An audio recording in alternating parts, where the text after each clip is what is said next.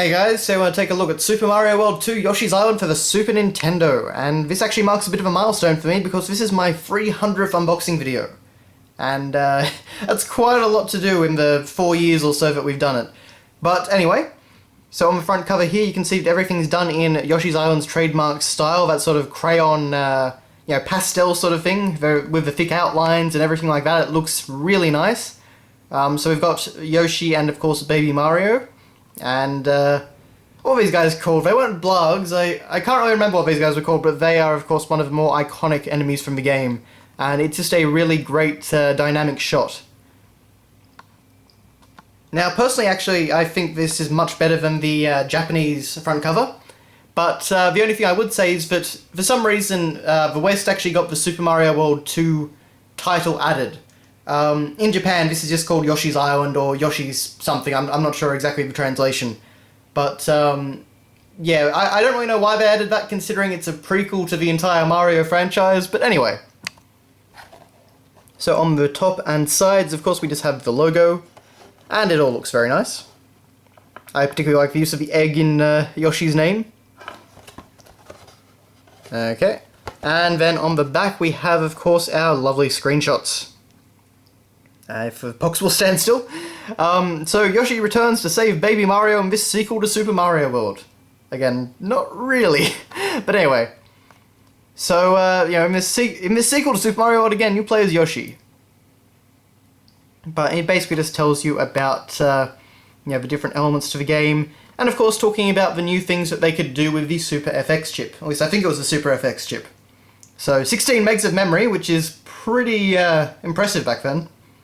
Morphmation delivers a powerful special effect, scaling, rotating, and 360-degree scrolling, which was one of the more exciting things that Yoshi's Island did. It was very revolutionary doing that. Now, of course, huge characters and even bigger bosses require quick thinking, and these are definitely very large bosses for the Super Nintendo. And we're still advertising the battery backup to save your progress. Unfortunately, I had nearly completed the game just recently, and the battery decided to reset itself when I turned the game on again. It's not dead, it just reset, so that was a bit of a shame. I lost a lot of hard work in that, but anyway. We have some screenshots here showing off the game, and, it looked like nothing else on the system. Particularly that shot right there, that really just shows how incredible the game looks. It was a really fantastic looking game. Even now, it still holds up tremendously well. Okay, so let's move on. We have our Consumer Information and Precautions booklet. We have this little thing here, which is a Nintendo Power ad, and I've showed this off, I think, a couple of times at least now, but, you've got this really weird advertising campaign using these black and white cutout people from like a 50s TV show. Advertise, you get this free player's guide with top secret passwords and things. It gives you so much power every month, it's scary, and things like that. It's just a fun ad campaign, and then you get an example of everything you get over here. I think it was my Final Fantasy 3/6 unboxing that I went through all this in detail, so if you want to see more about this, then I'd recommend checking that out. But that is all that. Now, we actually do also get a pretty nifty poster. So, let's see, how can I do this? 300 unboxings and I still haven't figured out how to do posters properly. So, want Game Frenzy? We got it. So, of course, advertising Donkey Kong Country with brain-numbing power. The screenshots are actually a little bit off. It reminds me more of the Game Boy Advance version, with the colours there actually, but I think it's just the way that they had to take pictures at the time. Then we have some sports games over here, which actually still look pretty cool. This one here reminds me of the intro to Final Fantasy 6. But, ACM, Advanced Computer Modeling. Obviously cool stuff. With Tetris 2. Play Out Loud, we've got Illusion of Gaia there. Shoot 'em Up in Tin Star. Of course, Super Mario World 1. Over here we've got a great piece of artwork of Ridley. And, of course, an ad for Super Metroid down here. I apologise, the light has just disappeared, and so the sun must have gone past some clouds. As is usually the way when I start recording anything. Super Punch-Out. uni races. So lots of good stuff on there, and then on the other side, we do have a thing for Club Nintendo. The Super Power Club, actually, I should say. Hang on. So, join the club, the Super Power Club. You get all this stuff, Nintendo Power subscription, Power certificates, cleaning service, trading cards, Super Power issue, all that, and you can join instantly calling that toll-free line, as this guy tells you here. And he's pointing, of course, at a giant poster of Star Fox, which looks really cool. It's the old advertising they did with, you know, like, I don't know if it was puppets or costumes or what, but it always looked really great. And I'm really just... That's not really a good way of me doing this, is it? There we go, that gives you a better idea of what it's like. Got the R-Wing in the background, and we got the Star Fox logo down here. There we are. So that's a pretty cool thing to have with Yoshi's Island. But of course we get now to our manual. And this is actually a really great manual. And thankfully the sun is coming back now. That's good. So it's full colour. It has artwork, it has story, it has a lot of great things. So let's just get into it. So of course we've got the official Nintendo seal of quality. It thanks us for selecting the Super Nintendo Entertainment System Yoshi's Island game pack. And tells us to please read the instruction booklet thoroughly to ensure proper handling of your new games. Then save this booklet for future reference, which of course a lot of people didn't do at the time. Now it actually does have a section on the story, and this actually spans a few pages. We've got some nice little artwork for Yoshi's Island there, which just says Super Mario Yoshi's Island, yep. And then it goes through the intro to the game. But rather than actually just using all of the text from that intro, they actually kind of embellish it a bit more here. They kind of go into more detail, as you can see over here, and talk about the Koopa Kingdom, which...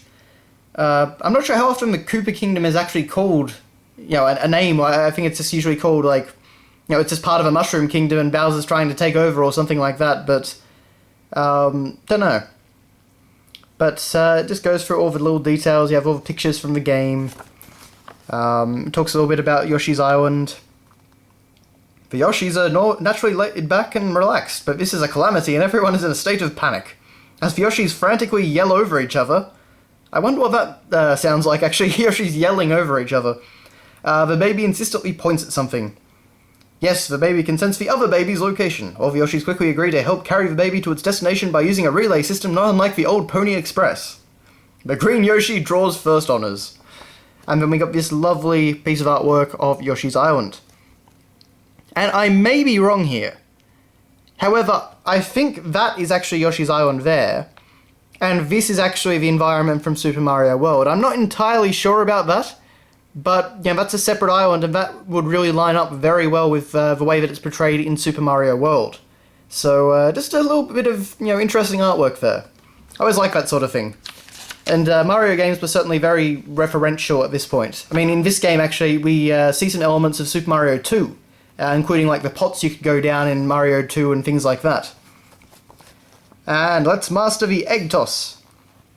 So, of course, it naturally explains all of Yoshi's abilities, and we get a lot of great artwork. For all the different colours of Yoshi's, in fact, so it kind of keeps things a bit more interesting. There's a lot of variety in the imagery, despite being the same character in terms of design. I love that shot of brown Yoshi trying to stay up in the air. The ground pound, which I think made its first appearance in this game. Spit out, special attack. I like how Baby Mario is really blasé about everything in every shot. But, yeah, I think that's right. So it just goes through, explains how to play the game, everything's in colour, everything's laid out really well. We get some more artwork like this. Of course, Baby Mario in his bubble screaming his head off. The stars. Helpful techniques and things like that. There's a lot of good stuff in here. It goes through all the different types of eggs, things you can find, the mini-games. Let's see what else we got. All the different objects, I guess, you can interact with. The special attacks. And it's just kind of an edit of the same image, I think, but it's nice that they actually went to the trouble of showing you what each one does. And we even have, of course, the Superstar for Powerful Mario. And we actually have, it calls them Metamorphoses? Metamorphoses? I've never heard that terminology used. I'd just say, I don't know, Metamorphosis, but all the different transformations, of course, that Yoshi can actually use. So the helicopter, the mole tank, the submarine, the train, which I am not a fan of at all, and the vehicle. The vehicle? I think they mean car, but they were probably translating very literally for this manual, I guess. So doors need keys, of course. So the mini-games in there. I mean, it goes for everything. You really couldn't ask for more from this manual. All the different special items you can collect in the game and what they do, which is very helpful because the game doesn't actually explain it at all, really, what they do. I mean, some of them are pretty self-explanatory, like the 20-point star, but, just a picture of an egg doesn't really tell you much, or a power block, or a magnifying glass over here. So that is actually quite handy to have. But that is the manual. So that is, of course, what I'd definitely call a classic Nintendo manual. A lot of good stuff in there. And finally, we of course have our cartridge.